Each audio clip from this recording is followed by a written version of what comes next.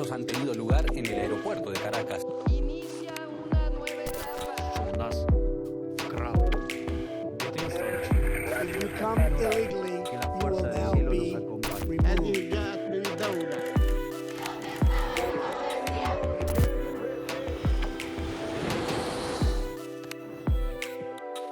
La cuarta transformación de México. Grimper le thermomètre mondial.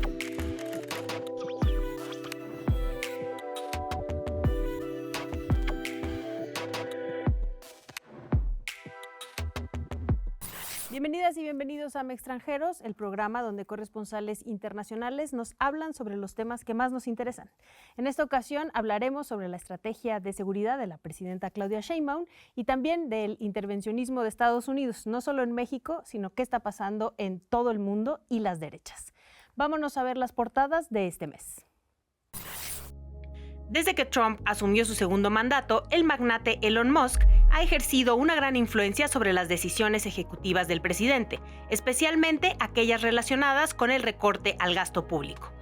A través del Departamento de Eficiencia Gubernamental, DOGE, Musk ha implementado medidas drásticas, como reducir injustificadamente la fuerza laboral de distintas instituciones gubernamentales, incluido el Departamento de Defensa y USAID. Esta creciente injerencia por parte del millonario ha generado críticas sobre el conflicto de interés y una posible captura del Estado. Después de que el presidente de Argentina, Javier Milei, promoviera la criptomoneda Libra en redes sociales, su valor se desplomó, causando grandes pérdidas para muchos inversores, mientras unos cuantos ganaron considerablemente, presuntamente por tener información privilegiada. La justicia argentina investiga si Milei y empresarios involucrados cometieron delitos como estafa o abuso de autoridad, pero el presidente defendió su actuación, afirmando que lo difundió de buena fe y sin beneficio personal. La Fiscalía de Brasil imputó a Jair Bolsonaro por liderar un intento de golpe de Estado para anular su derrota electoral e impedir que Luis Ignacio Lula da Silva asumiera el poder en 2022. Además, Bolsonaro fue acusado de apoyar un plan para envenenar a su sucesor. El exmandatario sudamericano y 33 personas más enfrentan una posible condena de más de 40 años de cárcel. A 3 años de la invasión rusa en Ucrania, el presidente Volodymyr Zelensky reiteró su solicitud para que Ucrania se adhiera a la OTAN y afirmó estar dispuesto a dimitir si ello garantiza la paz para su país. Esto ocurrió luego de que Estados Unidos se reuniera con Rusia, excluyendo a Ucrania, para discutir un posible proceso de paz, lo que generó gran malestar en la Unión Europea. Por otro lado, la ONU aprobó una resolución exigiendo la retirada inmediata de las tropas rusas, con 93 votos a favor. Rusia, Estados Unidos, Israel y Hungría, entre otros países, votaron en contra. Con una participación récord, se celebraron las elecciones parlamentarias en Alemania, las cuales resultaron en un claro giro hacia la derecha. La coalición conservadora CDU-CSU logró la victoria con más del 28% de los votos. La ultraderecha, representada por el partido Alternativa para Alemania, alcanzó un resultado histórico al obtener alrededor del 20% de los votos, mientras que el Partido Socialdemócrata sufrió una de sus mayores derrotas. Friedrich Merz, líder del partido Unión Democrática Cristiana, CDU, y posible futuro canciller, afirmó que su prioridad será fortalecer la unidad europea y reducir la dependencia de Estados Unidos. Una escalada de violencia en la República Democrática del Congo ha dejado casi 2.000 muertos y miles de personas desplazadas en tan solo unas semanas, tras la toma de Goma por el grupo rebelde M23 con el apoyo de Ruanda. El objetivo de la rebelión sería el control de la extracción de minerales esenciales para la industria de alta tecnología como el tantalio, coltán y cobalto, valuados en billones de dólares. En una reunión con el primer ministro israelí Benjamín Netanyahu, el presidente de Estados Unidos, Donald Trump, propuso que, tras reubicar de manera permanente a 2 millones de palestinos en países como Egipto y Jordania, Estados Unidos tomaría el control de Gaza e implementaría un ambicioso plan de reurbanización para transformar la región en la Riviera del Medio Oriente. Esta declaración provocó una fuerte indignación a nivel global y fue considerada por muchos como una amenaza de limpieza étnica.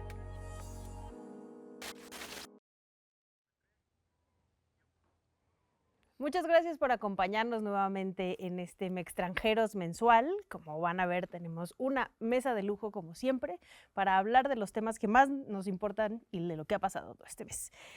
Quiero primero presentar a Georgina Cerega, periodista independiente argentina. ¿Qué nota nos traes el día de hoy y bienvenida? Primero, antes que nada, muchas gracias por la invitación. Yo quería aprovechar estos minutitos para hablar de un tema que me parece importante, que es la crisis de los medios independientes de América Latina. El gobierno de Estados Unidos ya paralizó la financiación de esta agencia estadounidense que se llama USAID o USAID. El 90 y pico % ya pues ese dinero no va a salir de Estados Unidos, por lo menos de momento, y eso implica para los medios independientes de América Latina que muchos tienen que empezar a replantearse si pueden seguir trabajando o van a tener que cerrar las puertas. Y esto es importante porque el periodismo de América Latina, el periodismo de investigación y el análisis periodístico también es de una calidad altísima y por ahí no la valoramos tanto, no nos damos cuenta, pero es importante que sigan estando ahí porque representan una voz fuerte en este momento en el que el periodismo más se necesita.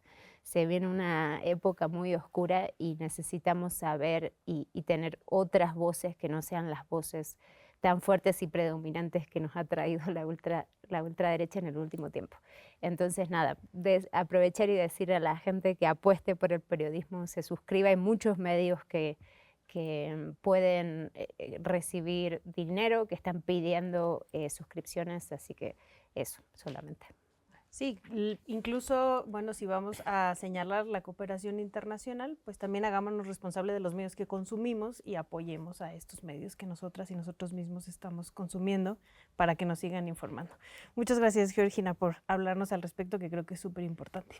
También nos acompaña en esta ocasión, ya también es tradicional de esta mesa, Khaled Abdelrahim de España, que además trabaja en AJ Plus. Bienvenido, ¿cómo estás? Muchas gracias, muy contento de estar aquí con vosotros otra vez. Qué bueno, cuéntanos, ¿cuál es tu nota del día de hoy? Pues mira, yo me he fijado en una nota que más que nada es de ayer, en cuanto al vídeo que ha sacado Trump en sus redes sociales, pues pronosticando este futuro que augura para Gaza y para este Gaza Trump que está llamando. Pues veo que estando leyendo pues la respuesta que ha tenido la audiencia, mucha gente le está tomando este vídeo en tono de humor y lo veo peligroso porque realmente la actitud que está tomando la política de Trump, que siempre nos tiene acostumbrados desde hace muchos años a esta desfachatez en redes, frases grandilocuentes, cosas que son imposibles, pero que le gusta el picar al resto del mundo con este tipo de vídeos o de opiniones. Ahora ya han pasado a otra fase, estamos en esta fase del Trump 2.0, que viene con todo y entonces está queriendo conseguir poner en práctica esta política del matón de la clase, ¿no? Es como este matón de la clase que es más grande que todos los demás y le explican, es que no te puedes comer el almuerzo de todos tus amigos, pero te responde, ¿por qué no? Si soy más grande que todos. Entonces esto lo estamos llevando a un tono de humor como él quiere hacer, pero son políticas que la base de este abuso que estamos viendo, que está realizando con todos los países, puede llegar a conseguir. Es peligroso que un proyecto así se le quede a él demasiado metido en la cabeza como para poder llegar a hacerlo y decir que va a conseguirlo a base de amenazas o a base de imposiciones como los que está haciendo ahora mismo con aranceles con sus vecinos, con Europa, con China. De la misma manera, él se puede poner a hacer una negociación con gente que necesita de él, como puede ser Arabia Saudita, Egipto, Jordania, para llegar a conseguir que esto que aparece como una broma ahora mismo no sea ninguna broma y realmente estemos ante la primera vez que un presidente de una potencia mundial como Estados Unidos se pueda reír de acciones tan graves como actos constitutivos o que están siendo investigados por constitutivos de genocidio, etcétera.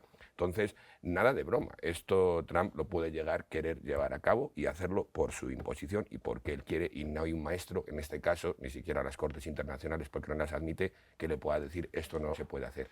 Estamos ante un peligro evidente.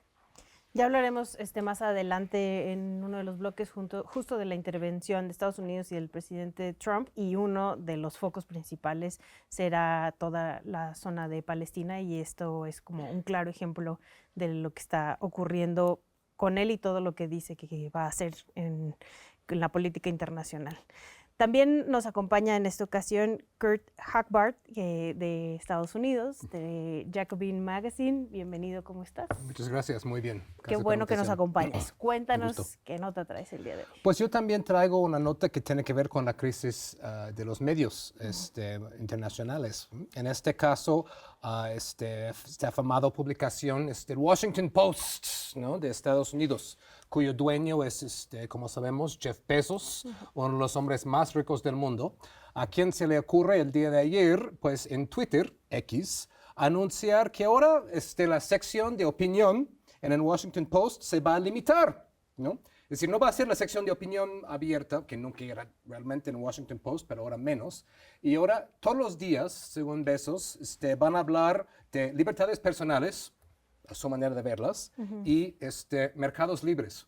Porque según Bezos, esos temas son subrepresentados en los medios, ¿no?, en el mundo. Libertades personales y mercados libres, que obviamente nadie habla de esto en los medios corporativos, ¿no? Dicen que, bueno, se va a hablar de otros temas a veces, pero cualquier cosa que se oponga a libertades personales y libre mercado, no vas a verlo ya en el Washington Post.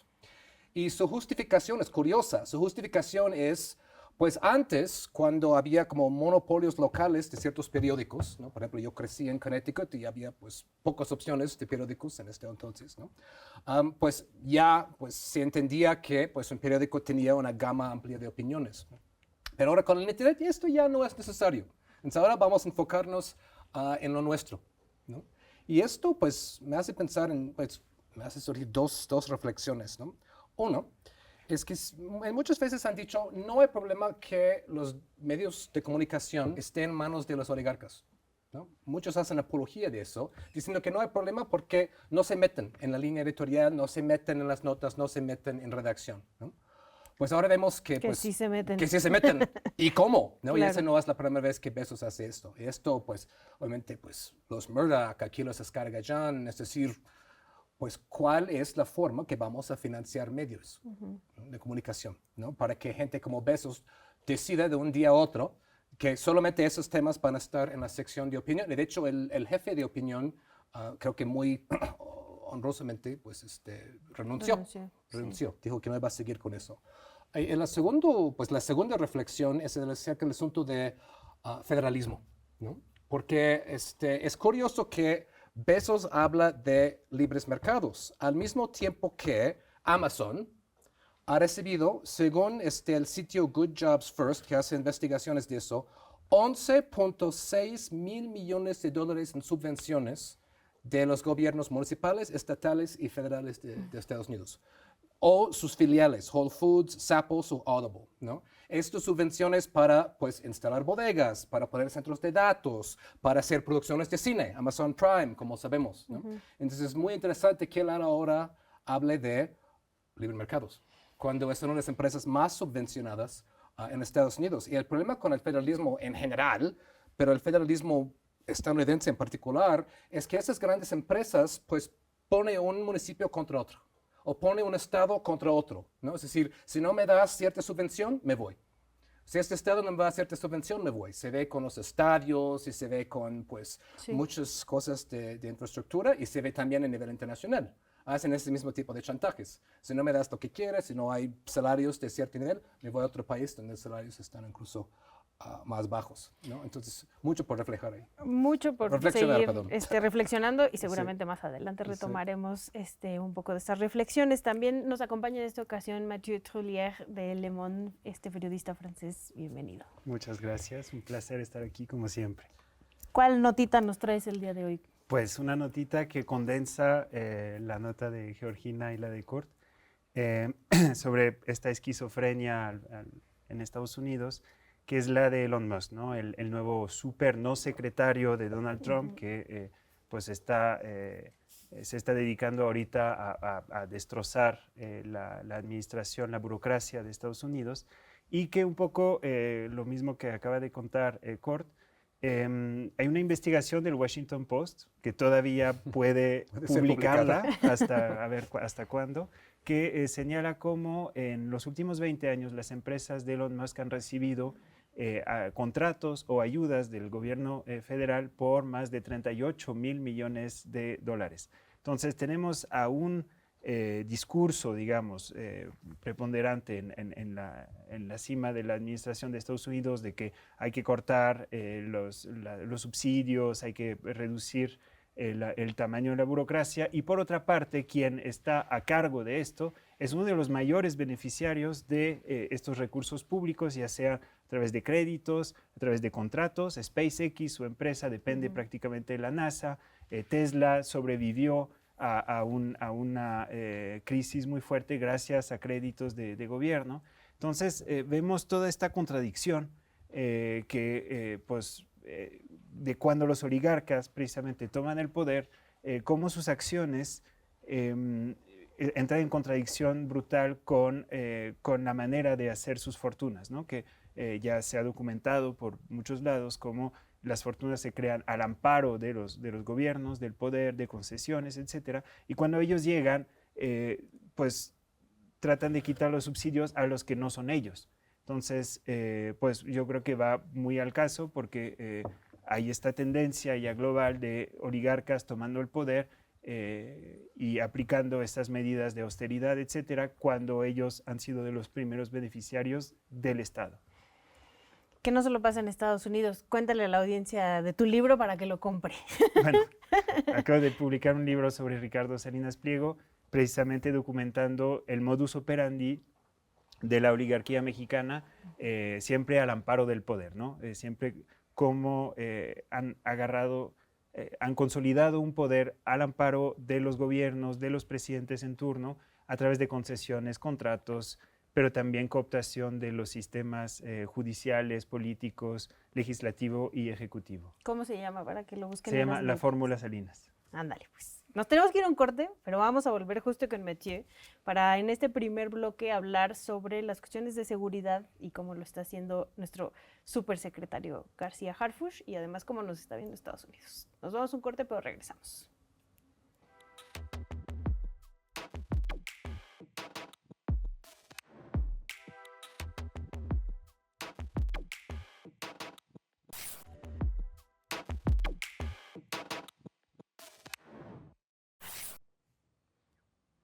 Continuamos en Extranjeros y como les prometimos, este primer bloque lo vamos a dedicar a la estrategia de seguridad que se ha implementado desde el gobierno de la presidenta Claudia Sheinbaum en el país en estos meses. Y Mathieu, me gustaría que nos ayudaras a tener un poco más de contexto al respecto. Sí, precisamente. El contexto sería cómo Sheinbaum llega al poder y con qué situación de seguridad, ¿no? Primero llega con un desbordamiento de la violencia en varias partes, Sinaloa, Chiapas, Tabasco, una situación heredada, digamos, de la que pues hay que ocuparse. Aparte, la presión ya del gobierno de Donald Trump para sí tomar acciones más contundentes contra los grupos criminales en México, la designación como pues, organizaciones terroristas internacionales y la amenaza de aranceles a menos de que México tome las medidas que Trump considere suficientes para combatir el fenómeno. Y aparte venía con su estrategia, que eso sí, aunque no lo diga, era en ruptura con la de Andrés Manuel López Obrador, la de abrazos no balazos, que prácticamente consistía en tratar de volver a crear estos grupos grandes con los que se podía tener cierta interlocución para reducir los delitos de alto impacto como extorsión y homicidios, etc. Se vio que esta estrategia no funcionó como pues deseaba López Obrador, porque ya es un panorama muy fragmentado de muchos grupos muy armados, muchas células muy violentas, muy dispersas.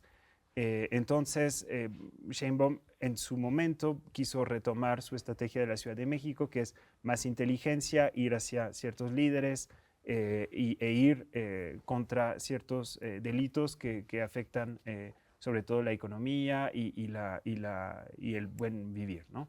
Entonces, todo esto combinado, la situación de urgencia en Sinaloa, por ejemplo, o en Michoacán ahorita, que estamos viendo que están deteniendo a figuras que extorsionan a productores, la presión de Estados Unidos y la llegada de Omar García Harfuch como supersecretario que coordina un poco todo esto, hace que en los hechos sí hay un cambio, que estamos viendo un regreso un poco a la política de sexenios anteriores, que es de ir por piezas claves de grupos criminales. En Sinaloa ahorita estamos viendo cómo están cercando a los hijos del Chapo Guzmán, agarrando a sus operadores estratégicos, el regreso de la Secretaría de Marina en operativos contra el narcotráfico. Ahorita en Michoacán el despliegue de tropas para proteger a los productores de aguacate, de limón. Falta mucho todavía, falta Chiapas, que sigue estando pues en un problema de inseguridad grave.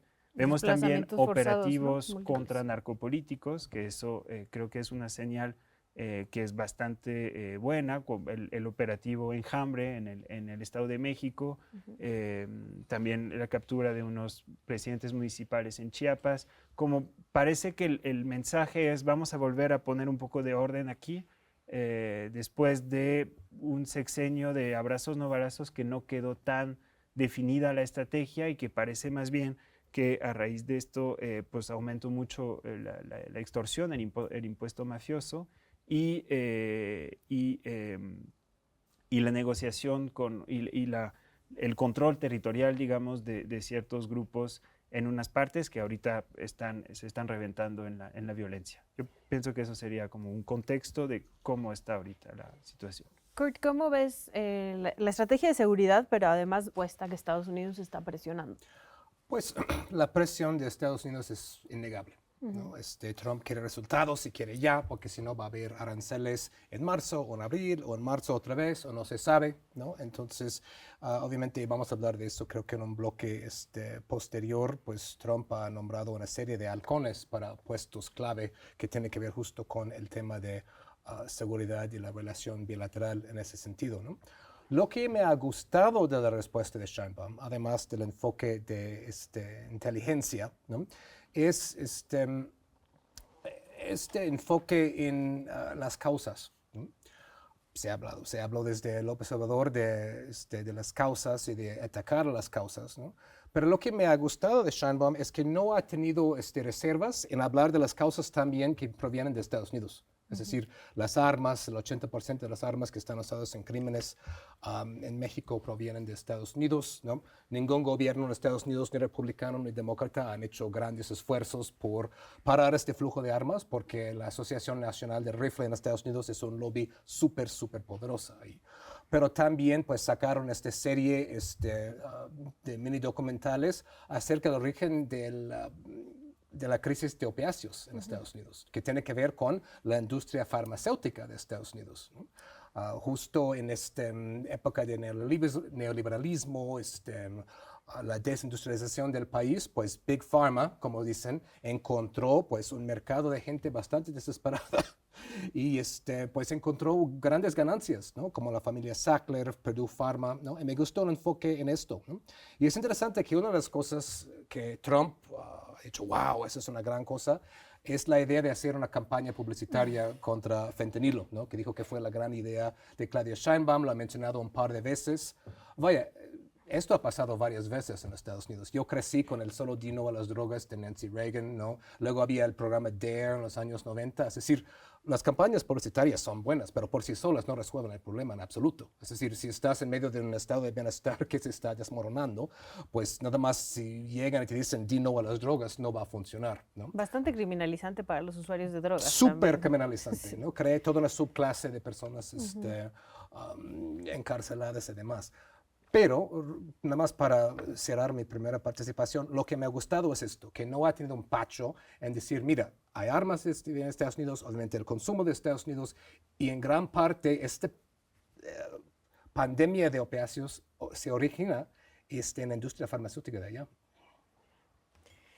¿Cómo ves, Georgina, este panorama y además la realidad de la ciudadanía que sigue viviendo en violencia? Justo, a mí Bueno, esos elementos me parece que sí están, pero también los habíamos visto un poco en el sexenio pasado. Para mí el elemento clave de la política de seguridad de Claudia es la percepción. Lo ha sido en el gobierno de la ciudad y lo será en el gobierno federal. En términos de seguridad, no solo la percepción es muy importante, tan importante que no solo se mide la seguridad en términos reales, sino la percepción de inseguridad en el país. Y esto es clave porque Harfuch, cuando estaba en la ciudad, también apuntaba a estos mega operativos, también apuntaba a cómo percibe la gente que se está reduciendo la inseguridad, ¿no? Entonces, yo siento que estos pasos que hemos visto, incluso suelen ser correlativos con las fechas clave en negociaciones con Estados Unidos, los mega operativos o desmantelamientos de laboratorios de fentanilo en Sinaloa. Y siento que esto tiene que ver con, van a apuntar a que la gente vea, en diferencia con el sexenio pasado, a que se está haciendo algo en seguridad. Porque el sexenio pasado muchos nos preguntamos, bueno, ¿cuál es la política, ¿no? de seguridad, además de abrazos y no balazos o atender las causas, que también un poco lo de las causas lo vemos acá, pero ahora es como, bueno, llamar la atención con todos estos operativos, estar en campo, o sea, estamos viendo a los altos mandos en términos de seguridad todo el tiempo en campo, salir en fotos, en operativos muy llamativos. Y esto tiene un mensaje que es, bueno, estamos atendiéndolo. Ahora, hay que ver, porque en la ciudad, más allá de la percepción, sí es cierto que algunos delitos bajaron en el gobierno de Sheinbaum, pero otros subieron, y de esos no escuchamos hablar. Entonces, vamos a tardar, yo siento, un tiempo en ver esos indicadores y poder analizarlos efectivamente para saber si es una política de seguridad que está frenando la ola de violencia que hay en México o no. De momento es efectiva para la negociación con Estados Unidos y es efectiva para que la gente sienta, ¿no? Pero habría que ver si tiene consecuencias reales, sobre todo en esos municipios donde más se vive la violencia, ¿no? Khaled, ¿crees que esto es más una cuestión de narrativa, que es un poco lo que nos está planteando Georgina? Hombre, por una parte es una cuestión de narrativa. Siempre el gobierno que tenga México siempre tiene que hacer una apuesta por la seguridad, porque la seguridad en México es una papa caliente. Entonces se tiene que ir haciendo ensayo y error y probar cosas. Hemos pasado por ensayos horribles, como es la guerra contra el narco, en la que simplemente se explotó el número de crímenes, o hay otro tipo de ensayos como los de AMLO, abrazos no balazos. Entonces, esta narrativa de Sheinbaum es nueva y además nadie podemos saber muy bien por dónde va, porque por una parte ella habla de una continuidad con la política de AMLO, por otra parte se ve una discontinuidad, como apuntaba antes Mathieu, en cuanto está intentando hacer nuevas cosas para que se perciba que realmente exista algo, pero estoy de acuerdo en que la atención a las causas que quería hacer el anterior gobierno y que quiere hacer Claudia Sheinbaum es algo relativo desde dónde se plantea. La atención a las causas, por una parte, sí está en hacer que la seguridad sea visible, en hacer que en algunos lugares pues existan detenciones, que se descabecen cárteles, que se descabecen grupos criminales, pero, como apuntaba Kurt, la atención a las causas tiene que ir mucho más allá. Entonces, el intervencionismo de Estados Unidos en atender las causas, como los drones que está paseando por cielo mexicano, etcétera, es como ir al final de esta cadena del crimen, ir al final a las personas que están movilizando la droga o cultivándose al final del todo. No nos vamos al principio, que es efectivamente por qué este crimen tiene tanta fuerza, es tan violento, el tráfico de armas, por qué hay permisividad, por la corrupción dentro de las instituciones políticas en las que simplemente sigue habiendo acuerdo con grandes capos para que esto pueda pasar o dejar de pasar. Esa es la verdadera atención a las causas, que si Estados Unidos realmente quisiera atajar este problema, no vendría enviando drones para ver dónde está el narco que va a pasar una frontera. Vendría viendo cuál es la inteligencia que se puede hacer para dejar que esos cárteles no tengan potencia armamentística, o para hacer que los capos que están corrompidos con políticos dejen de estarlo a base de inteligencia. Eso sería, yo creo, una política en la que la atención de las causas sería completa y quizás conseguiríamos otras consecuencias. Por lo demás, hay que dejar probar a Sheinbaum sus métodos, a ver esta vez cómo son de eficaces o no. Nos vamos a tener que ir al siguiente bloque, pero me gustaría que retomáramos un poco este tema vinculando, ¿no?, con Estados Unidos y también el ver cómo está influyendo no solo en esta estrategia, sino en muchas otras, y en lo que ya mencionaba Khaled, ¿no? O sea, cómo está, o sea, por lo menos en la narrativa, como interviniendo mucho más en las decisiones de seguridad de México, ¿no? Entonces, nos vamos rapidito a un corte porque tenemos que cortar, pero me gustaría que retomáramos esto y ya después hablar de el montón de cosas que vienen de Estados Unidos también. Regresamos a Extranjeros.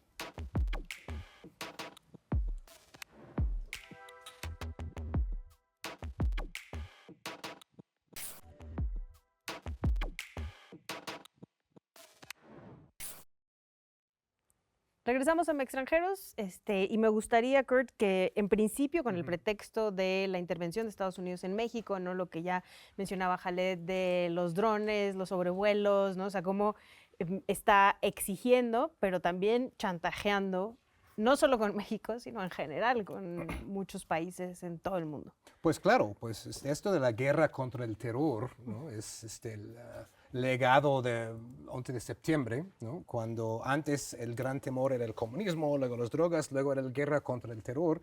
Y justo poco después de esto, aprobaron en el Congreso de Estados Unidos esta autorización del uso de la fuerza militar que básicamente otorga al presidente facultades amplias, ¿no?, para este tipo de cosas justamente, aunque el Congreso en Estados Unidos, según la Constitución, es lo único que puede declarar guerras, ¿no? Eso lo hemos visto a lo largo y ancho de Medio Oriente, ¿no? Con esta guerra de drones empezando ahí con Bush, luego Obama, luego Trump, ¿no?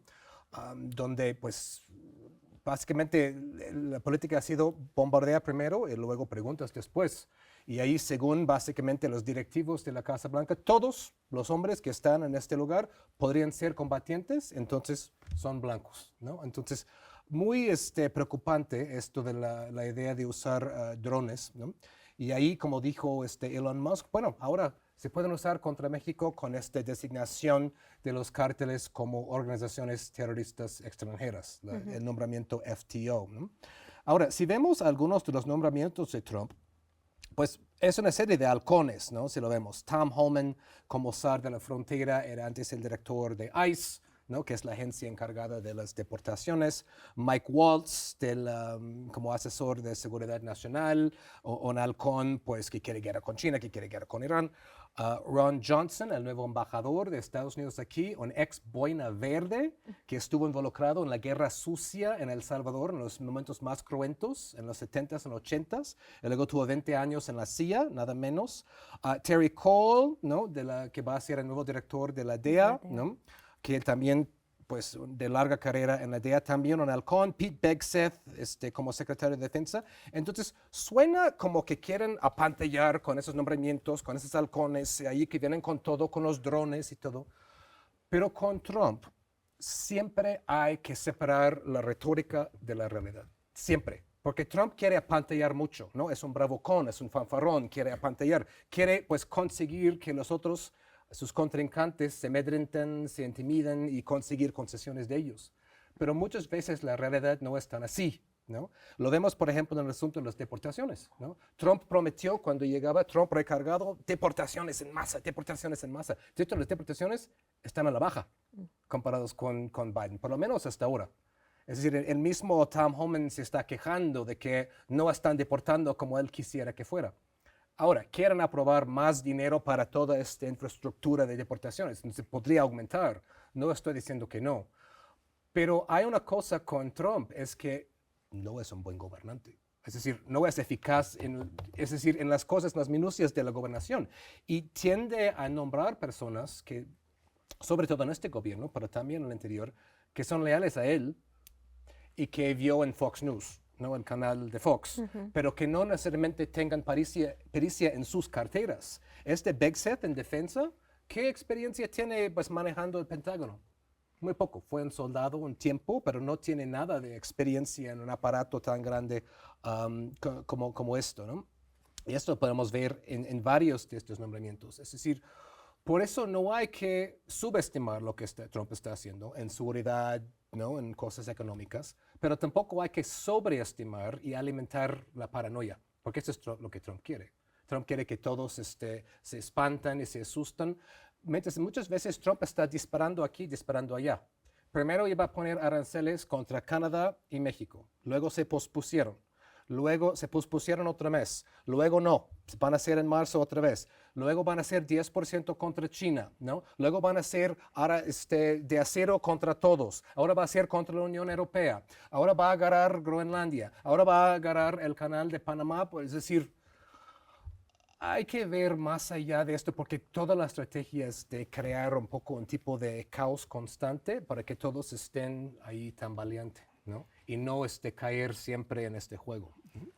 ¿Cómo ves, Mathieu, por ejemplo, como la respuesta de la Unión Europea, ¿no? O sea, este triunfo en Alemania de la derecha y además el primer mensaje que dice es tenemos que fortalecernos nosotros porque ahí hay un peligro. Creo que sí, más allá de si las amenazas de Trump se concretan o no, sí tienen efectos reales en varios lugares, ¿no? Hace rato Khaled comentaba lo del video de Gaza, ¿no? Que parecería una broma o algo así, pero es prácticamente un permiso al gobierno de Israel de realizar lo que quiere, que es expulsar a la población de Gaza en el marco de su genocidio. En Europa, el discurso, la intervención del vicepresidente de Donald Trump en las elecciones de Alemania, diciendo prácticamente a Alemania tienes que abandonar tu cordón, lo que llaman en Alemania cordón sanitario hacia la ultraderecha, pues tuvo algún efecto. La intervención de Elon Musk también tuvo algún efecto que impulsó, digamos, la votación. No es la razón principal, pero fue uno de los factores que pues propició el avance tan importante de la ultraderecha, ¿no?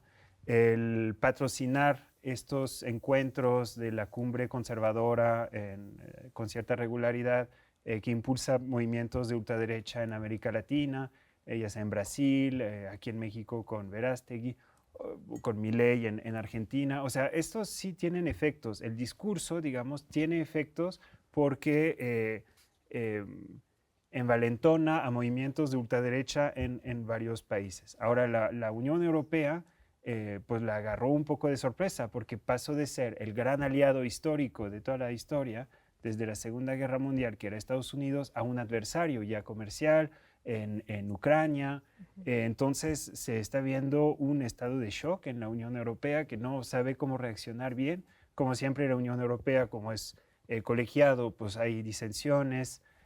Muchos países están atravesados por crisis en sus democracias, por el auge de la ultraderecha. Entonces está generando un caos ahí que por el momento lo único en lo que se ha acordado es si Trump pone aranceles, contestaremos con los mismos aranceles, y en Ucrania vamos a apoyar nosotros a Ucrania porque con Estados Unidos ya no podemos contar. Pero ese caos que mencionaba Kurt sí tiene efectos.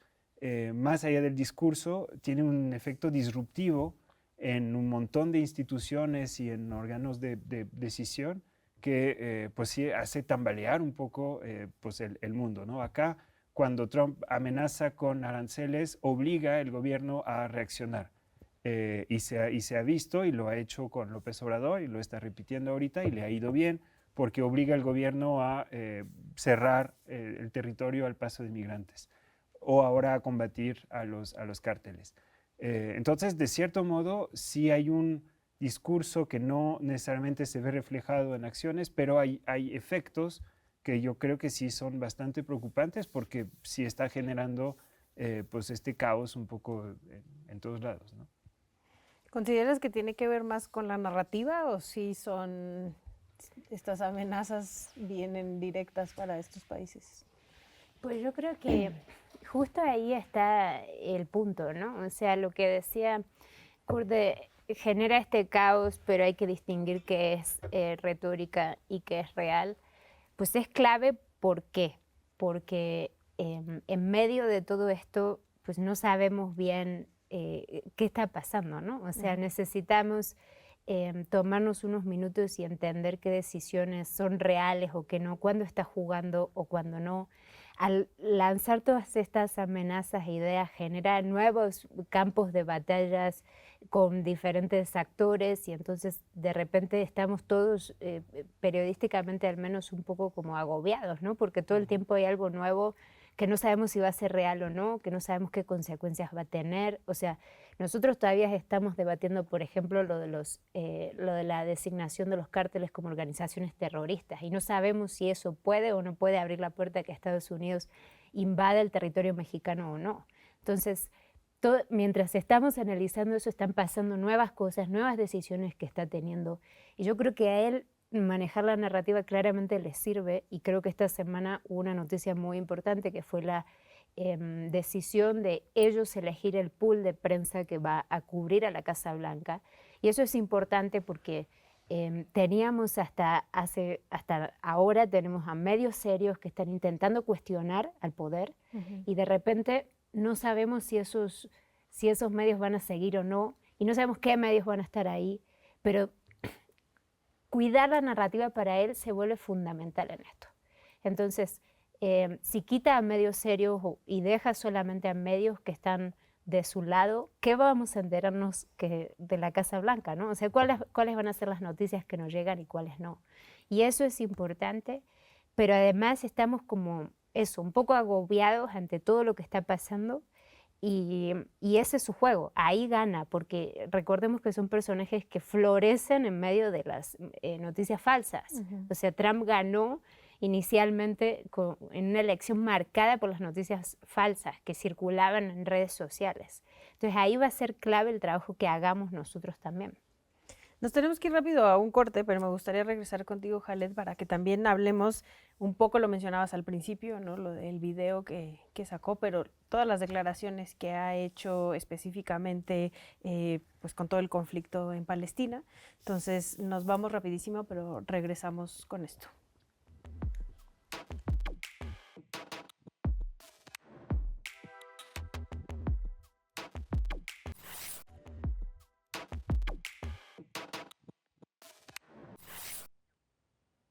Regresamos a Extranjeros y continuamos contigo, Khaled, porque te arranqué un poco el micrófono antes de irnos para que nos hables de esta también intervención, ¿no?, que está haciendo Trump y sus aliados en Palestina.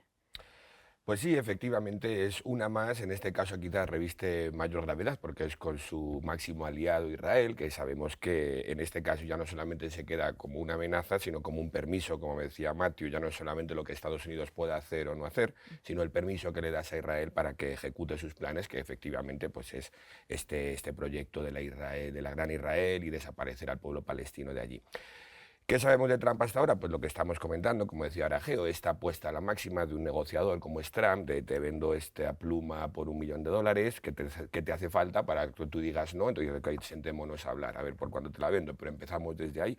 Esto que ha hecho Trump ahora mismo de poder hablar a toda, sin taparse la boca sobre cometer un crimen de lesa humanidad, como es el desplazamiento de toda la población de Gaza, y que no se corte en hacerlo, podríamos estar ante ese caso de apuesto por la máxima, para a partir de ahí empezamos a negociar, que los palestinos se acobarden y a partir de ahí, o puede ser que no, o puede ser que simplemente deje rienda suelta a Israel para que rompa todo por parte de Israel y de Estados Unidos, como podría apoyar, con amenazas, como decía antes, a los países vecinos a los que les quiere obligar a aceptar a esta población, dándole igual que sean constitutivos de delitos de genocidio, de lesa humanidad, de crímenes de guerra, etc. Porque para empezar ni reconocen a estas cortes, aunque las cortes sí les reconocen a ellos y las pueden juzgar, ellos al fin y al cabo luego con no salir de estos lugares lo tendrían fácil. Entonces, ¿qué futuro les espera a los palestinos? Pues es muy incierto. Realmente eso van a ser 4 años de mucha incertidumbre, el que en Cisjordania el proceso de ocupación está yendo a un ritmo que nunca se ha visto antes. Estamos hablando de 40.000 desplazados en Cisjordania, cifras que no se alcanzan desde el 67, cuando Israel ocupó toda Cisjordania y Gaza. Entonces, estamos hablando realmente de cifras inverosímiles para las últimas décadas y que están sucediendo. Entonces, ¿hasta qué punto es solo la amenaza de la pluma que yo estoy contando, hasta qué punto está sucediendo? Pues se queda entre medias, realmente está sucediendo. ¿Qué va a pasar? ¿Qué consecuencias va a tener? Pues bueno, hasta ahora el mundo árabe no ha sido muy capaz de responder a todo esto. Los polis buenos en esta ecuación, Estados Unidos y Europa, llegaba siendo Europa. Europa tiene sus propios problemas, también parece que se olvida, con una Alemania que además opina y apoya toda esta política. Entonces realmente no tengo una respuesta concreta. Yo también estoy expectante a ver hasta qué punto, obviamente, los palestinos en su romanticismo seguirán con su resistencia palestina, pero sabemos que esto es fácilmente aplastable por estados como Israel. Entonces, ¿qué va a ocurrir? Es una incertidumbre que se irá a merced de los hechos según vayan ocurriendo uno por uno. Se tomarán políticas reactivas que, hasta que realmente no exista este pacto tan sólido entre Israel y el gobierno de Trump, no va a haber nadie que ponga un poco de cabeza más allá de las políticas reactivas que pueden ser de consecuencias totalmente nefastas para los palestinos. Y ahí hay un montón de personas, ¿no?, que están en medio, que son todas las y los palestinos que además pensaban que ya iban a poder regresar con toda tranquilidad a sus casas y todo les cambió de la noche a la mañana. Son millones de personas que viven en el limbo de lo que unas personas con Twitter quieran decidir esa mañana. Y esto es la tristeza de la realidad que estamos viviendo. Totalmente. Ya hablamos un poco sobre estos personajes empresariales a los que el presidente Trump ha impulsado, ¿no?, como Jeff Bezos, Elon Musk, etcétera.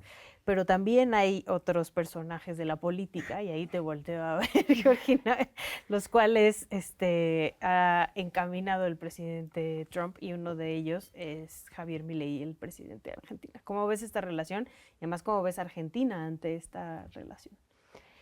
Pues, a ver, dentro de todas esas amenazas que lanzó Trump, una real y una concreta fue los aranceles al aluminio y al acero, y eso golpearon a muchos países, incluido Argentina. Y en Argentina todo el mundo se preguntaba, ¿pero no nos iba a servir esa relación política como país? Bueno, es una duda que todavía estamos por resolver. En términos prácticos, esta semana volvió Milei de Estados Unidos, que había estado en la conferencia política de acción conservadora, y ahí se había juntado con Elon Musk, y volvió diciendo que había que establecer o había que abrir el negocio a Starlink, que es una empresa de Musk, en Argentina, para que pudiera tener ahí su espacio y llevarse unos millones de dólares. En términos políticos, a ellos les sirve mucho tener el apoyo de Estados Unidos, sobre todo en un contexto en el que está renegociando con el FMI, pero en términos prácticos a los argentinos les sirve de poco, y quizás estos grupos así que vienen de la CEPAC o vienen de la ultraderecha global nos han dejado en las últimas semanas la estafa con la meme coin de Milei. Entonces, a veces juega a favor, a veces juega en contra. De momento la balanza no nos está dando resultados positivos a los argentinos, ni siquiera a los seguidores de Milei que fueron estafados con la meme coin. Entonces, pues a ellos les sirve como retórica, porque sí siento yo que la ultraderecha en el mundo en general está muy conectada, más conectada a lo que nos gustaría, de lo que estamos pudiendo ver.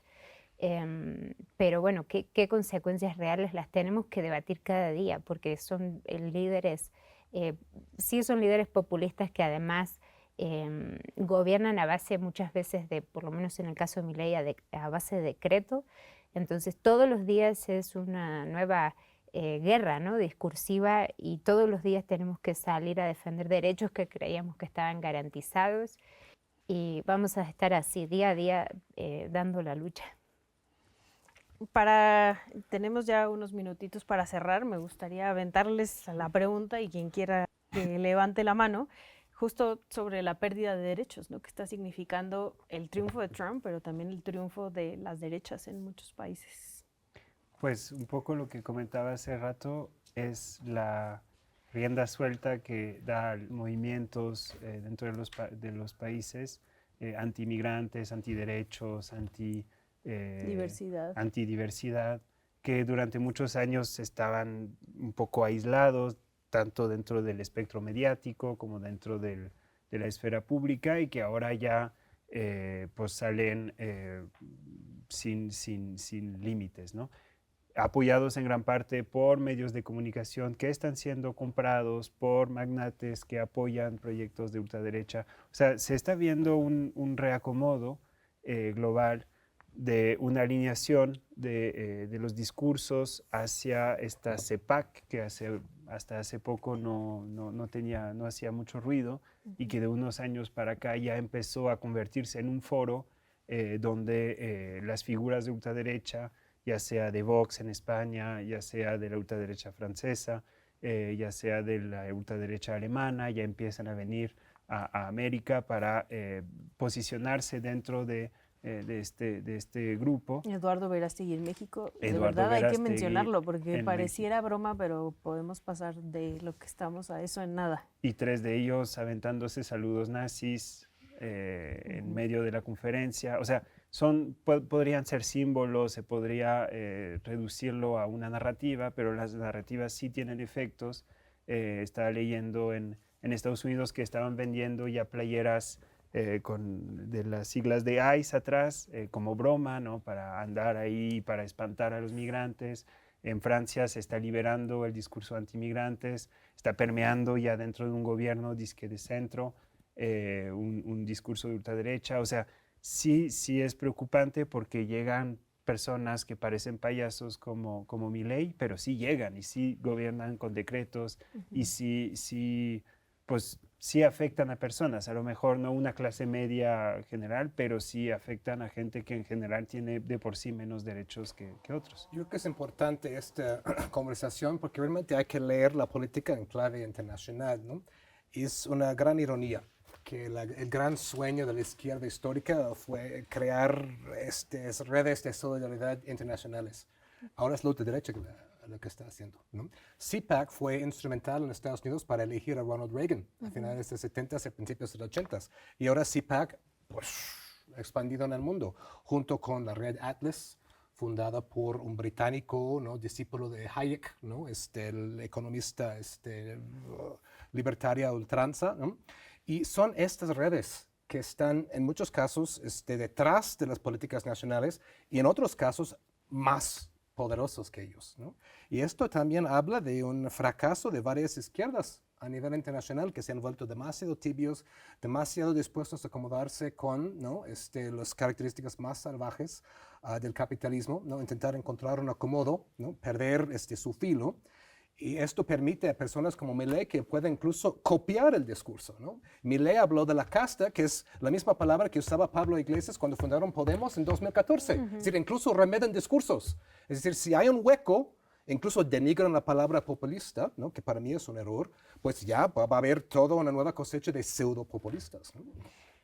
Tenemos que irnos. Les agradezco muchísimo todo el análisis de Extranjeros. Recuerden a ustedes, bueno, en principio también agradecerles a todas y todos ustedes por acompañarnos. Y recuerden que nos vemos el próximo mes, el último viernes. Por acá andaremos analizando lo que suceda en el país y en el mundo en Extranjeros.